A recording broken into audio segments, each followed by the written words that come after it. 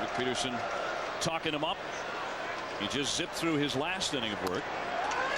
First pitch across for a strike to Ramon Hernandez. And it looks like that might be his last inning of work here this afternoon. Rincon up and throwing in the bullpen, and you know he's not up and throwing like he's just trying to get loose.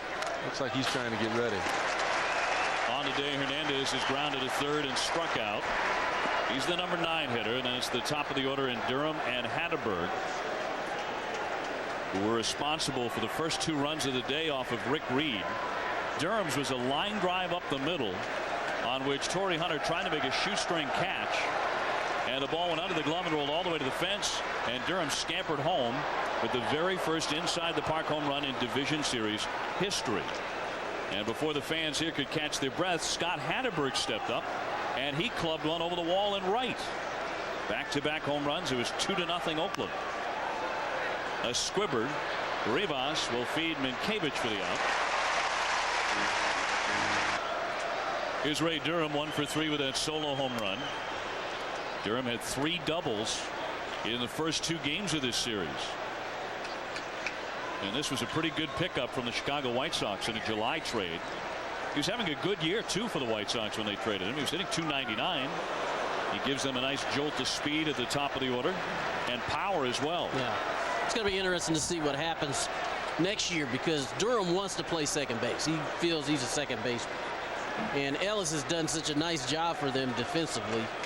You know, it's going to be interesting to see if they can find a place to keep him in their lineup. And Ellis is a much cheaper alternative. Exactly. Randy Velarde in the on-deck area. Well, you put a World Series championship ring on his finger. That might help that decision. That's very true. And that's what he's here for. And I think that's what he's enjoying about that. He's finally getting a chance of playing the postseason and playing pretty well. He takes ball 4-0 in the strike zone. That trip to the plate.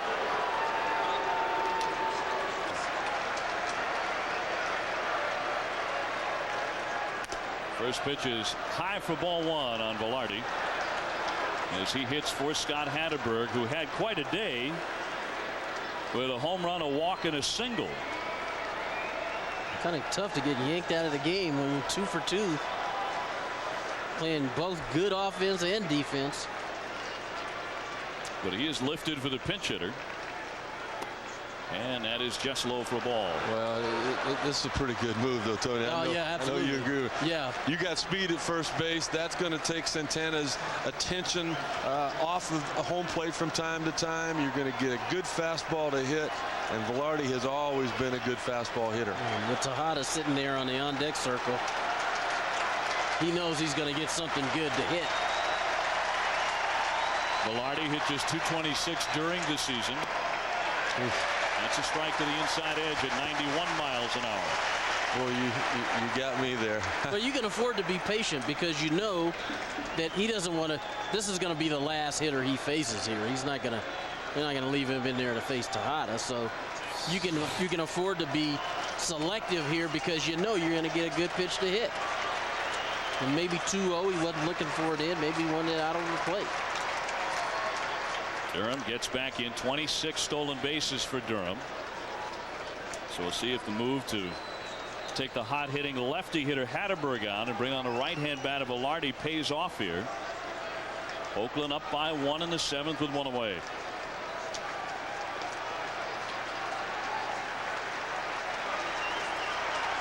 Tejada would hit next. You know, that was an interesting point, Tony, you made there on that 2-0 pitch. Maybe he wasn't looking for the fastball in. He wanted it away. You know, you can with the count 2-0 because you've got a couple of strikes left. But, you know, I was thinking, like, boy, if it's a fastball in the strike zone, I'm going to swing at it. Well, you can even be more selective than that. Absolutely, yeah, you can. And it comes with experience, because Velarde knows Tejada's on the on-deck circle, and he knows this is going to be his last hitter. So you can afford to be a little bit more selective. Now, if you want to look in, you can look in. Slicer foul by Velarde. By the way, the Twins still have not turned a double play in this series. The count 2-2 on Velarde. That was a great move by Santana there. He had been going with the high leg kick, and all of a sudden on that last pitch, he just goes with a slide step. I mean, he just got the ball to home plate as quick as he could, you know, possibly because of Durham maybe wanting to run, but he got Velarde well behind on that swing. Absolutely. So now you got 2-2. You're just trying to put the ball in play here. He stays in there. And Tejada remains in the on-deck circle. You also saw the left-hander J.C. Romero warming up alongside Mike Jackson moments ago. And that's because of what Art Howe has done with his lineup. Exactly, you know, right. he didn't throw all those left-handers together saying, you know what, I'm going to just try to get Rick Reed. He set it up for this part of the ball game in case they got into the bullpen, things were close. You put a lot of pressure on the opposing manager. Because after Tejada, you got Chavez, the left-hand hitter. That's why Romero's warming up. But it is tough to manage against the Oakland A's. They can all hurt you. I mean, that's how you win 20 straight. That's ridiculous. That is. It's still sick, isn't it? It is. We talked about that before. There's just no way somebody's supposed to win 20 big league games in a row. I can see 18 or 19, but 20? That's unbelievable. I mean, and then the way they won the last couple of them, too. I mean, you know, Tejada hit the home run. Hatteberg hit the home run. Remarkable. We used to celebrate just winning 4. I mean, you sweep the series. Oh. The 20s from another planet. Durham not running. Shot out to left. Velarde got a lot of it. It's sailing and it's up against the fence, and it caroms up high. Here comes Durham rounding third. The throw coming home. Not in time. And Brzezinski double clutched and had no throw to make to third. Velarde in there. 5-3 Oakland. And the A's putting pressure on Minnesota and on the Twins bullpen here in the 7th inning. That double by Velarde. He takes third on the throw to the plate, and that pushes in the infield for Minnesota. They're all tugged in for Tejada. 1 out, and he fouls one back. An aggressive first swing for strike 1. The number 2 spot in the A's lineup has been deadly today for the Twins. The combination of Hatteberg and Velarde, with a homer, a double, a single, and a walk. This surprises me a little bit that you're pitching to the possible MVP. Mike Jackson out of the bullpen. That one driven out to left center field. Hunter fades on back to make the catch. Tagging up easily to score is Velarde.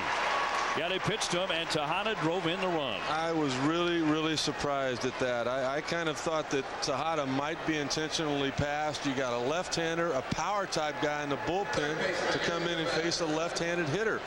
So you're not going to strike Tejada out if you're Mike Jackson at this point. You know, Mike's a veteran type guy. He had a good year, but he's not a power type guy anymore. He's not a closer. Tejada, I mean, that was just a gimme for him. Well, 131 during the season for the MVP candidates. So many of them big hits. And he continues to make his case in the postseason. Here's Chavez with the bases empty, but no longer as he scorches a base hit the other way. So Chavez goes to left. I knew he was going to swing at the first pitch. he didn't want him to come bring that left-hander in. Exactly right. He told me before the game, I've got no chance with any of the 3 left-handers they have. He didn't care where it was. I'm going to hit it. Well, that ball was down low, too. That's just served in the left field right there. I mean, and he'd even tell you. He said, I wanted to hurry up and swing the bat before that left-hander came in. And he's looking at Thad Bosley in the dugout right now saying, hey, I told you I could hit the ball the other way. Here's Jermaine Dye. He struck out his first 2 times up and then ripped a solo home run in the 6th inning. And the A's have bolstered their lead to 3. This one scares me, too, as far as Minnesota is concerned. I mean, Dye, you know, he hit a home run in his last at bat. He's hot, and you know, Mike Jackson throws a lot of sliders. We all know that, and if he's not perfect with them. He's thrown a lot of them, too, over his long major league career, 16 years. Gardenhire brings him in here in the 7th inning. Mike Jackson, 37 years old, so that makes him truly the old man on the hill for Minnesota. They are the youngest team in the playoffs as far as average age. Popped up by Dye. Minkiewicz looking for it in foul ground, and that's it. But a big inning for the Oakland A's as they strike for 2 more. The fans will stretch at Minnesota, and the Twins will try and catch the A's.